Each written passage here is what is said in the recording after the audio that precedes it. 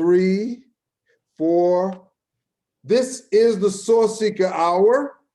This again, wait a minute.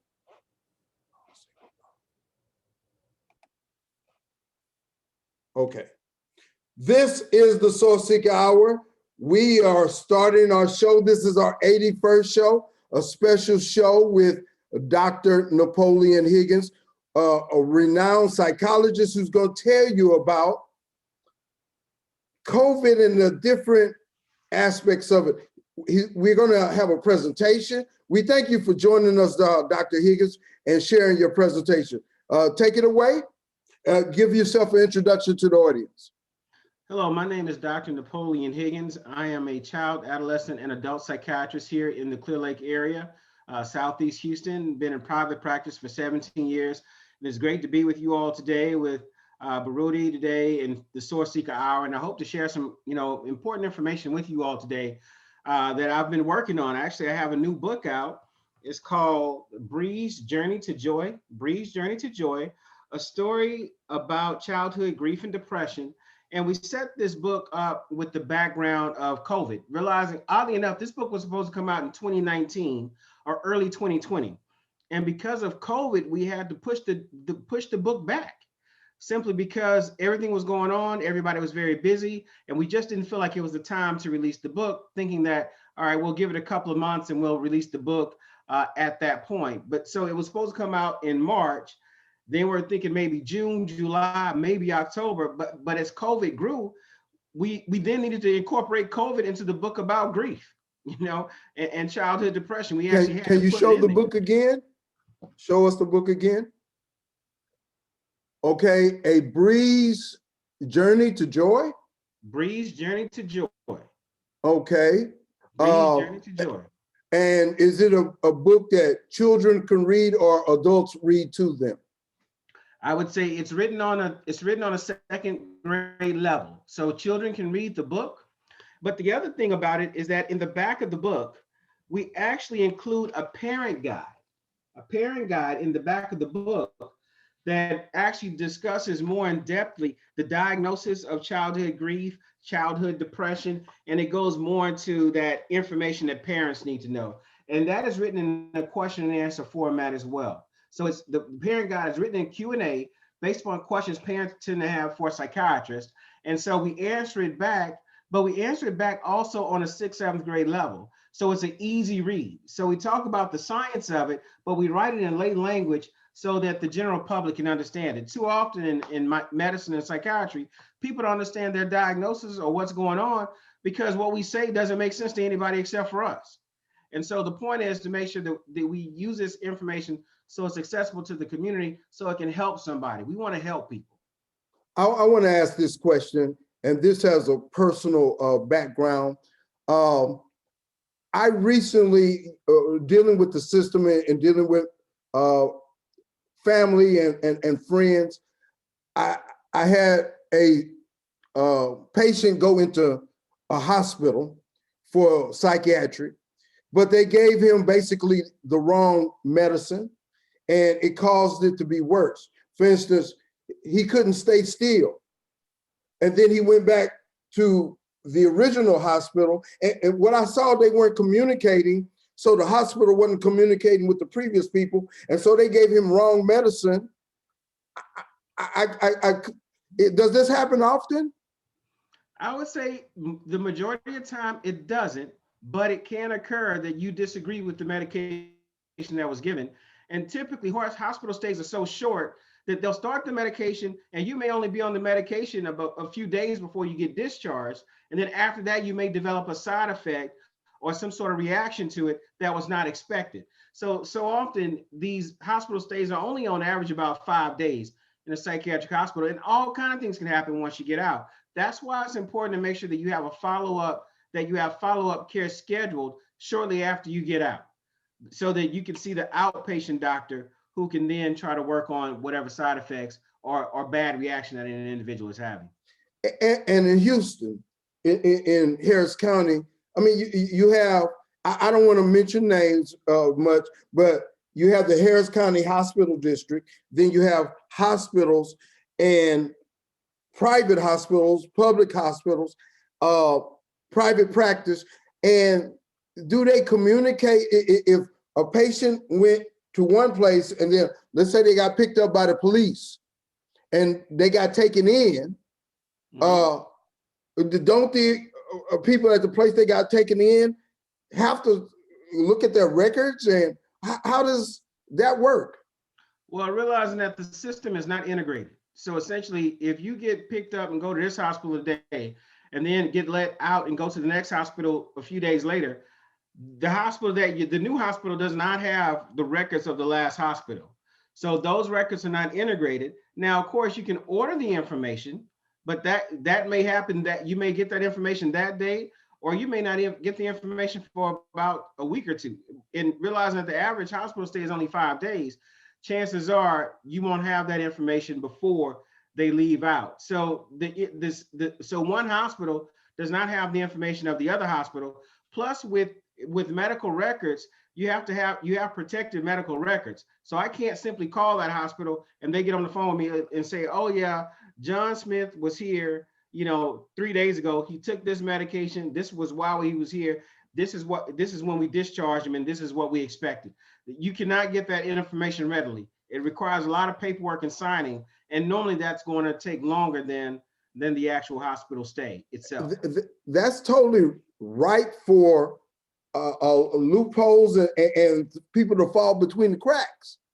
I mean, the way it's set up, and personally being involved with it, somebody could, have a bad reaction and they could get hurt behind that, falling behind the cracks. So there's a lot to that. And we'll talk with you further. And if you have questions about this, ladies and gentlemen, and I know some of you do, contact Dr. Higgins. And we have a video, a presentation that he's about to give dealing with depression, children's depression. Okay. As one who has had depression myself, I understand the pain of it. I'm basically I have a functional depression. And there was a time when it was very difficult to function, but I can function now. And I have an awareness now of having an issue, but also how to manage and be able to continue to grow. But I turn it over to you for your presentation, sir. All right, great. It's great to be here today. And what I'm going to do is share my presentation of a presentation that I had done just recently. And this seemed like the perfect time to be able to do it this time as well. So this is, we're talking about childhood depression and, and grief in the COVID-19 era, realizing that a lot of children are having a lot of issues right now. And we just released this book a few weeks ago. So I'm happy to talk about today. This book was put together by a group of 10 psychiatrists. We have several books. We have Mind Matter. We have this book here, Mind Matters, a resource guide to psychiatry that you can see on your screen. Our second book was How Amari Learned to Love School Again, a story about ADHD. And then this book right here is Bree's Journey to Joy, a story about childhood grief and depression. So as I was stating, obviously a lot is going on right now. I was just talking to my daughter, and she has a reception that she's doing online. And I'm like, you're getting dressed up for a reception online? I said, isn't that weird? And she was like, well, Dad, the last 2 years have been weird, right? So we're in a unprecedented where no one is quite seeing the world quite like it is right now. COVID-19, you had the election, you had an insurrection, we had a deep freeze with no lights, people didn't have water, all kind of craziness is breaking out. And this has been a very much a big struggle for a lot of children. So understand that this group, we do a lot of speaking, write books, training, and curriculum. We're always very busy trying to communicate information to our community. If you ever want us to come out and speak or talk, or if you're, even your Fortune 500, as big as it may be, needs a speaker, hey, we're able to do that. And we also do things like that, what we're doing here today, community. So we want to make sure that with Bree's Journey to Joy, we want to talk about the signs and symptoms of depression, the impact of COVID-19 on children, and the steps to improving overall wellness in our kids. So most of this will be on the steps to improve, but I want to give a little background on what kids are losing here. So we have to understand what is wellness. And as Broody, as you just talked about, wellness is not the lack of illness, but wellness is the what being physically, mentally, and socially well, and being able to grow on top of that. So not only being able to be in your own space, but being able to grow. And so in the book, we talk about the show of love between her and her grandmother, and how she's evolving and growing. But then there's an issue of the loss of her grandmother, and how does she get back to her wellness?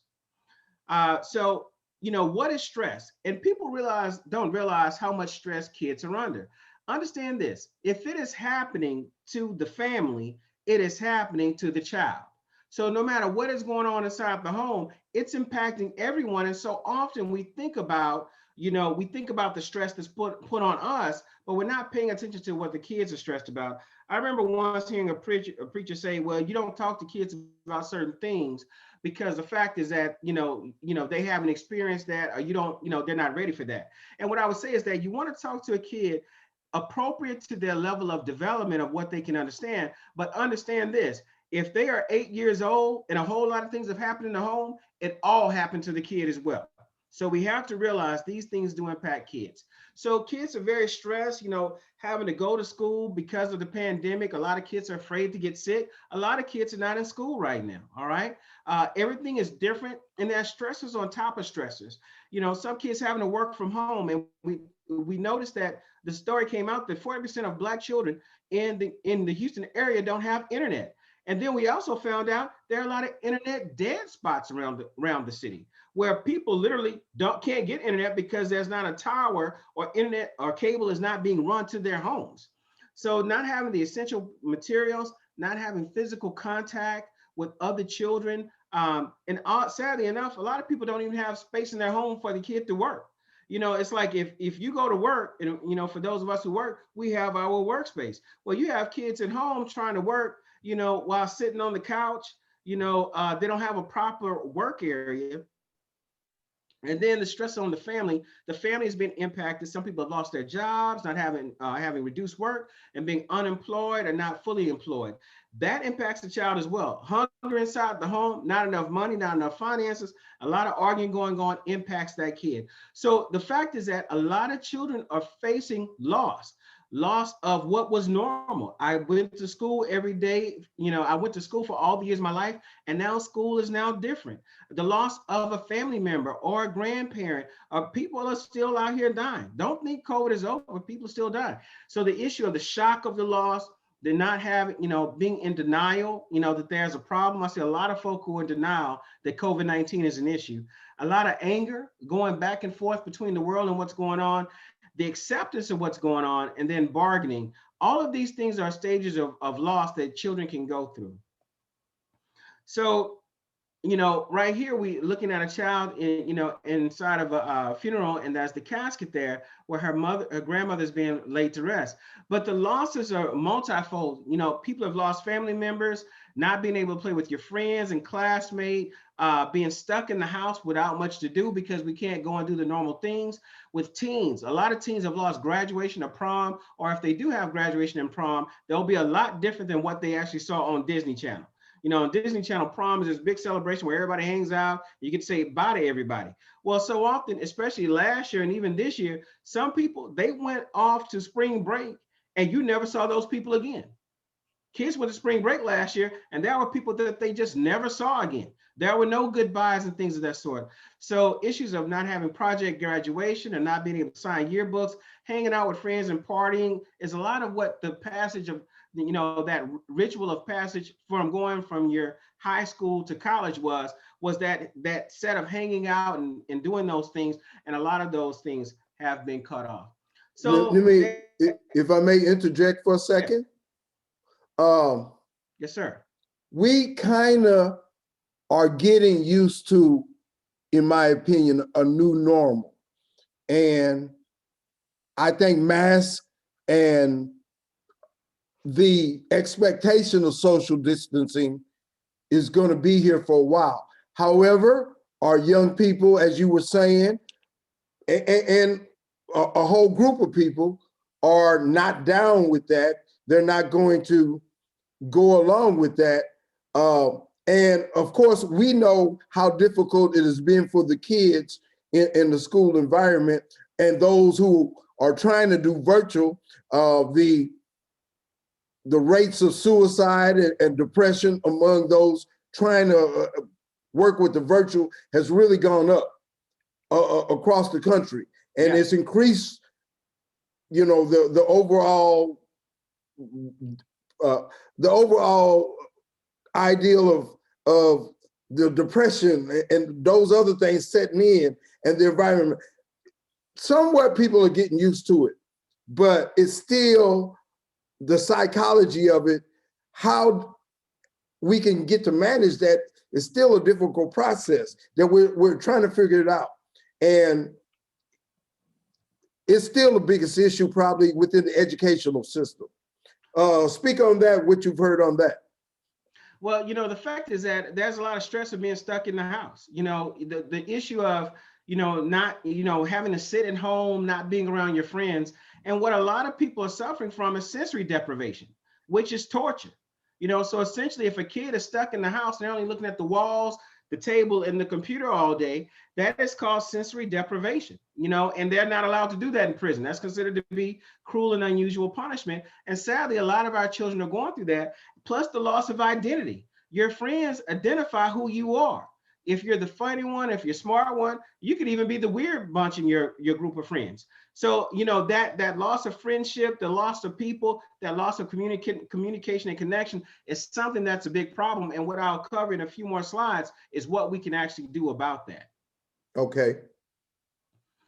And a lot of our kids have unseen issues at home. A lot of kids have chaotic homes to where going to school was the safety portion of their life, where, they have mentors, and then there's issues of food insecurity, lack of safety, lack of other professionals who look over you.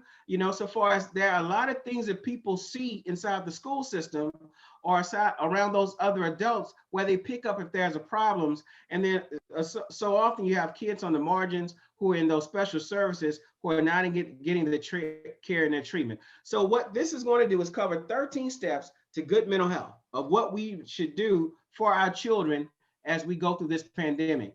One is, first of all, is make sure you continue to wear your mask, socially distance, and wash your hands. This is going to be very difficult as people decide to, as the quarantine ends and the pandemic gets better, which I'm hoping we've rounded the corner on this at this point. Some people are going to be ready to do this, other ones are not going to be ready to do that. Make sure that every day that your child has a purpose, and this is good for adults as well. Have a purpose and a set of goals of things you plan on getting through so that you can get through your individual accomplishments even during the pandemic. Let me ask this about number 2. Are we saying daily, monthly? How I'm trying to tell a significant person in my life about writing down goals on a daily basis, because they may get scattered. They can get scattered with so many thoughts. And if you write down the most important things at the top and try to get to those. And I say daily, especially if it's kind of hard to focus. What do you say about that? I would say you need to have a set of goals every day. Every day. Yes. Because you don't want to set a goal, as they say, to eat in order to eat an elephant, it all has to start with the first bite. So the fact is that you've got to, every day you've got to plan for what you're going to do that day. If you're planning for what you're going to do in 3 months, well, 3 months will be here sooner than you know. All right. It's what you do with the 90 days in the in-between time that determines what will occur in 3 months. So that needs to be every day. You need to sleep every day. All right. So poor sleeping habits, especially with people out of school, parents are leaving work and kids are left at home on the computers. You need to have your sleep schedule set up. I tell people it's important to make sure you keep good hygiene. A lot of people, because they're not going into work, are not keeping their hygiene like they would normally do. Well, that's part of the accomplishment for the day.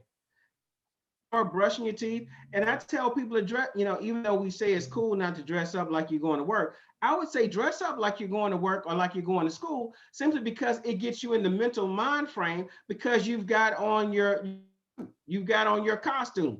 You know, Superman don't go to the movie without his cape on because it's the pandemic. So it gets you in a mindset that you're in a physical, you've put yourself to get something accomplished. Make sure you exercise. We're all sitting at these computers all the time. We're not down.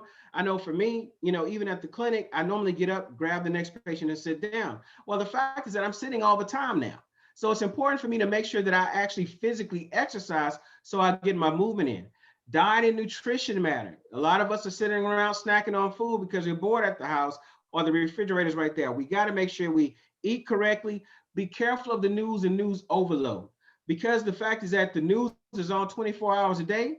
Too often, people can stay up watching the news on all these different channels and put too much information in their head. Understanding that if you catch the news twice a day for 30 minutes this hour and 30 minutes on the other side of the day, I can guarantee you, you heard 95% of all the news you're going to hear.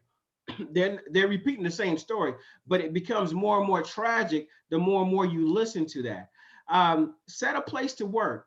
You've got to set up a place to work in your workspace. Kids got to have a place where they can sit to do their homework and their studies during the day. You need a place to work the way you get your work done during the day. I would say you got to have your cockpit of life set up to where this is where my work is being done, so it can keep you in the mindset of staying on point on what you need to do. Online, I tell people this: now is not the time to take away your child's online social networks. All right, say the kid got in trouble and has low grades because they're not able to physically see people. If you take that away, now they can't socially see people even electronically. So I would say make sure you use it for positive things. You know, watching documentaries, learning new things, connecting with folk. You know, you can call a grandparent house, an aunt or an uncle, or I make it a habit to connect with people that I would have seen sometime during the year, just to give them a shout out. And it warms people's heart for them to know that somebody thought about me today, right? Somebody sent me a text message who I would have normally seen. If your child is having problems, number 10, stay in contact with the school. No matter what's going on, stay in contact with the school, realizing that school systems are having to make all of this up. You know, kids being in, kids being out. Somebody had to quarantine, the class had to quarantine, the teacher got sick. Sadly, somebody may have died. Whatever is going on, the school is trying to switch up what they're doing because they're in a new situation. So that means that the families, you need to stay in contact if there's something you don't understand or if information is not being communicated. Knowledge and education is always key. You cannot allow this pandemic or guard against this pandemic affecting your child's education. That is the number one thing that's important for your child in their long-term future. Counseling services. If there is a problem, go ahead and see a professional therapist, see a psychologist, see a person like me who's a psychiatrist. Talk to your parents, seek out professional help if you need that. You are not alone. And understand this: it is okay not to be okay right now. These are not normal times, and you should not fix in your head that I should be normal right now. I know how people have on their social media, their Facebook, Instagram, how they live in their lives is so great and so wonderful. But you know, I know how life is as a psychiatrist, and it's not always great and wonderful, even though we perceive it that way when we look at other people's social media. But it's okay not to be okay right now. It is not normal for your lights to go out and it to be 30 degrees inside your home and the water's running. That's not normal. It's okay to be frustrated about that and realize that that is normal right now when things are out of control. The last two things I leave people with is prayer and meditation. Prayer is your request. Meditation is the answer. All right. So essentially, if somebody walks up to me and says, "Hey, I want $1 million," well, my thought is that either you trying to rob me, all right, or you've probably lost your mind. Because the fact is that I'm not about to hand anybody $1 million because I don't have $1 million to hand you. So if you know, that's what I would is what to me when people say when they do a prayer but do not do the meditation on how to earn $1 million. How do I not spend all my money so that I'm going broke all the time? How do I save my money? How do I earn more money? Do I retrain on something? Do I need to learn how a new job or a new skill? Well, meditation gives you all of those answers. But if you only pray and don't meditate, you'll never have an answer to your problems. All right. I had a prayer to God that I would do better in school. Meditation was God told me I need to start reading more and spend more time in my books. That's what meditation does. Prayer just is the request. Adaptation. These are changing times. Things are quite fluid. The problem with people who've done well in the past is that they'll try to hold on to what they were doing, assuming that all things will go back to normal. Understanding because of the fluid changes and the massive reshuffle of everything right now, you need to adapt what you do to the changing times. It's okay to be knocked off center, but what you want to do is regroup, get your feet under you, and move forward with what is going on now, because there will be a lot of opportunities and advantages that you can take on what's going on. I know, for example, people have been out of church, and I know a lot of churches didn't know what they were going to do. Some churches have even grown their membership exponentially. If they would have normally 500 people, 500 if they had if it's a big church. Some churches only had about 20 some people inside their church services. Some of those churches have grown to be hundreds of thousands of people that they're able to communicate the word to. So that's called adaptation. Things, when life gives you lemons, you make lemonade, or you can make lemon water, or you can make a lemon custard. All those things come with those lemons if you're willing to adapt to what you have to make the best of what it is. I understand. As I talked about, we have that parent guide that answers a lot of the questions about grief and depression, bereavement, and how to help our kids. And that's all. Thank you so much. That was the presentation. And if anybody has any questions, I'm more than happy to answer any of them. I do have a few questions. In my recent dealings and talking, I've been interested in young Black men and homelessness. And we talked about on the show that young Black men, most of them they come into a mental illness, and why it may not be more prone in the Black community. That's just what I see here in Houston. I was downtown getting something for my daughter at a chicken place I won't name, but all the brothers that was coming up to me and asking me for money looked like they had to be under 25, young Black men. And with a son 22, I was really interested in why that is. And then the panelists on the show, they said that, okay, it's mental illness, because my thinking was everybody has a family member that if something happens, in your family, you can get with other family members, uncles or nieces or whomever, your extended family. However, if you're uncooperative, then that will cause the problem. And part of that uncooperativeness comes from a mental illness of trying to deal with a world that they don't understand. Can you comment on that? Well, understand that the majority of people who are homeless on the street have an issue with mental illness. So, and 70% of that on average is schizophrenia. So too often what you're finding is that an individual will have a mental health problem and it's not being taken care of. And because of their behavior, they're not able to live inside the home because of their behavior. And then also they're not able to sustain and keep a job, because of their behavior. So if they're acting like that in the home, they're acting like that in public and in the workplace, they're not able to have sustainable income. And sadly, too often, we don't receive the mental health services that we need. That's from a whole number of reasons. One being the refusal to get mental health care. Too often, Black people can be mental thing is mental health, and your mental health affects you and impacts you. So the lack of mental health awareness, sometimes parents wait. And the stigma. The stigma, parents will wait too late to get the child help. Like the boy's been showing problems since the 3rd and 4th grade, and here we are now at 22. Now, the fact is that if we had gotten the help when the child was 7 or 8, he would have been in a situation where that he understands his mental health and when there's something good and when something's not good. So therefore, if there's not a problem, I'm ready to address it. But then also just that refusal to receive care can be a serious problem. But as an advocate for the parent in that particular situation, they did try to get a mental health, but it was fragmented because the parents are not necessarily together on the same page. Dad might think it's best to do one thing. The mom has a problem with dad and doesn't want to cooperate with that. You know, of course, she may have her points. She has her nurturing points. Dad has his perspective, and the child gets caught in the middle. The child gets caught in the middle. They wanted to help, but it's not an easy thing. Also, what did you say about that? You have a lot of factors and dynamics that what goes into wellness, and you know it's important. Hopefully, that parents are on the same page. But you know the odd thing I've seen about families is this: the parent who's normally against getting mental health treatment is typically the parent who's not most responsible for the child. Okay. All right. So essentially, say for example, I'm just going to pick the mom. The child lives with mom. The mom is having to respond to the school. The mom is having to respond to the police. The mom is having to respond to the assistant principal.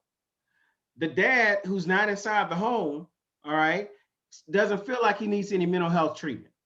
Doesn't feel like there's a problem at school, and doesn't feel like there's a problem at home.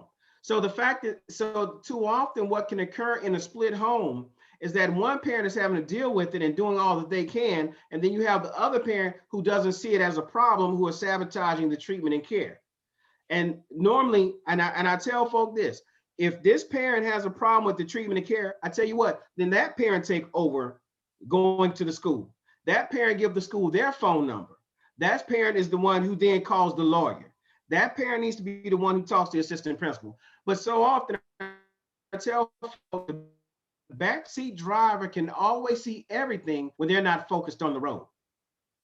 All right. Let me say this. Go ahead.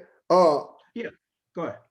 Eventually, the child becomes an adult, and they have to start, or if they're going to be successful and grow, they have to start taking ownership of themselves, preferably before they're adult. You know, I'll speak about my beautiful 17-year-old who, you know, wanted me to buy her a car. I bought her a car. It took about a week and a half. She had a wreck. However, the way she's handled it, she is maturing. And I'm looking at all of those particular factors, and I'm just amazed because she wants to do well. Of course, she's anxious and zealous and wants to do everything. But the way she's been handling it, I'm very proud of her, even though she had a wreck. And thank God it wasn't nothing really deep that happened, you know, hurt her feelings a little bit and so forth. But she's growing, she's progressing. Eventually, it comes to the ownership of the child who becomes an adult. He has to say, she has to say that, okay, it's not mommy's decision no more. It's not daddy's decision no more. I understand they had influence on me, but now I am going to grow into myself. And when they come to that, they have to realize they're not in the world, or they're going to realize they're not in the world by themselves. And you have to learn how to negotiate, navigate, and work with other people. And that is a big thing. Like I was talking about the young black men on the street. That's a component that they must learn, because you're not going to have everything your way. Nobody does. That's a big thing that I think they have to be taught. And if they can understand that and learn how to work within that navigation, no matter where you are on a job, in a family, in a home, you got to be able to work with people. Now, I'm not talking about giving away your individuality. I'm not talking about, but within those constructs, you still have to be able to work with people, and because you have to be able to navigate in spaces. You know, I tell people all the time, it's one thing to know each other and work with each other, but when you are in the same space on a consistent basis and you have to deal with other people's habits and different things, it's a different thing, and you have to have a mindset, okay, I'm gonna find a way to make this work. As we finish, if you could comment on that, of course, if you want to share more, share more. But if you would comment on that. Well, I mean, the fact is that we need children to develop into a level of maturity, you know, and you know, realizing that we want to grow, and that's what wellness is all about. Not that things won't happen to you, but do you have the wherewithal and the structural makeup that when those blows come in life, that you bounce back and then you continue to from the blow? And so often you find that when it comes to, say, these young men, they've had this blow that happened in life, but there are a lot of structures within themselves. But more often than not, it's in society that have let these young men down, and now they're on the street to where they cannot recover.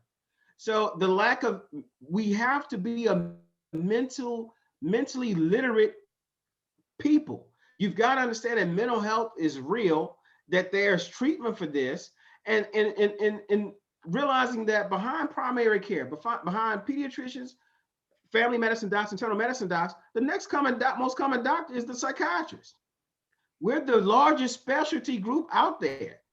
And so often our peers and our friends and our families and our community run from the mental health component, and that is to the detriment of their minds and lives. So sadly, so often what you're looking at is mental health problems that are untreated. You don't have the structural ability within yourself because of the illness, and then those structural issues, those socioeconomic factors, those social determinants of health.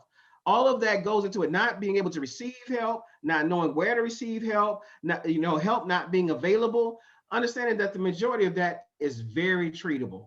And with those young men, if you given them those things, that structure to where they can receive the help, have insurance, know what's going on with themselves mentally, somebody checking on them, giving them food, housing to get people back up on their feet, they can find. So what they'll end up doing is doing something, getting incarcerated, you get locked up, you get put on medication, and then you function well. And sadly, they put you to work for the state for very inexpensive and for free. So realizing that the majority of people in state and federal prison are going to be working individuals who are medicated. But as soon as you leave out of that institution, you're off the medication, you're back on the street until you get picked up again. So sadly, that homelessness within a Black male is normally a cycle that's going to put you right into incarceration. They know that you're mentally well, you're just mentally ill. You'll be on medication, get treated, and then you'll get back into the system by way of the prison system, and then be a part of prison and industrial complex. And they may be doing technical jobs. It is amazing what and I say amazing and sad, what you'll see people doing while they're incarcerated, that they cannot get a job doing that while out. They'll be doing clothing. It's not just pressing license plates and busting rocks. Clothing, agriculture, building computers, making NASA satellites. A lot of your tech support. When you're talking to a brother on the phone, a lot of that tech support is coming right out of the prison. When that person gets out of that prison, I can guarantee you that your local cable company is not going to hire them to do that same tech support that they had been doing for that company while they were locked up. So it's an entire system. That systemic racism is true. It is real. And we've got to fight and work against that by trying to educate our community so that we can stop those cycles and those patterns. And I think, if we put an emphasis on mental health of young men and start within our circle, we can start to have our young men to be aware of what's going on and find some ways. You talked about a support system. Let me ask you this. Let's say somebody has been diagnosed at 16. Can they grow out of that diagnosis by the time they're 26? It just really depends on the diagnosis and what the illness does.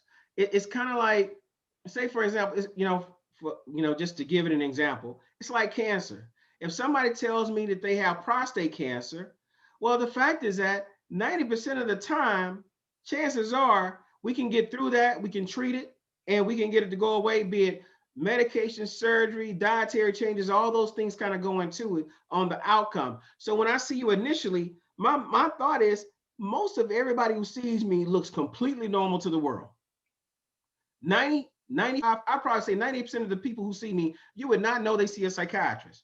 And realizing that because mental illness is so common, a lot of people see psychiatrists. It's just that we don't talk about it because of stigma. If you're going to see the psychiatrist, normally you said, I'm going to the doctor's office, or I got to go do something real quick for my job, or whatever it might be. People don't talk about they come to see me.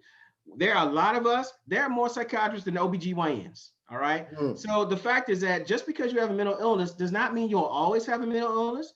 Some things we can work on and we can treat and they can go away. Some things you learn how to work through and realize, because a lot of times people just want to answer to know what's going on, you know, and then some people do require treatment and medications for the rest of their lives. And I don't know which one you're going to be when you walk in to see me. I have no idea, but I do know that 95% of the time, the outcome will be just fine and you'll be doing just fine in your life if you do all the other things that need to go along with it. All right. So there's very rarely that I will hand a person a pill and that they'll be fine for the rest of their lives. No, it requires everything along with that in order to be well and do well. I totally understand. This has been a powerful show, a lot of information. Would you like to share a closing comment and tell the people how I know I am going to talk to you later. Got a lot of things I have questions about. And if there are some people out there that would like to contact the doctor, how can they reach you? You can find me at NapoleonHigginsMD.com. NapoleonHigginsMD.com. Just do a search for Napoleon Higgins and I'm all over the internet somewhere between social media and things of that sort. So NapoleonHigginsMD.com, best way to find me. Located here in Southeast Houston. Happy to help. And if I can ask this last question, what is the hope for if I have a young man, a son, or young men in my community, what's the hope that they can get past a mental illness? What hope would you give them? I would say the majority of mental illness is treatable. I mean, okay. Treatable by support system, by medicine, by a combination. You don't have to suffer with. Okay. Yeah. So that's the hope right there. Yeah. Sometimes it's medicine. Sometimes, I mean, everything goes into mental health. So medicine, therapy, social work, legal, employment, all of that, sunlight, adequate water, diet, food, all of that. I mean, your body is a system within the earth itself. And the fact is that all of that comes together to get your mental health better. So often when we look at psychiatrists, we've been stereotyped as people who hand people pills.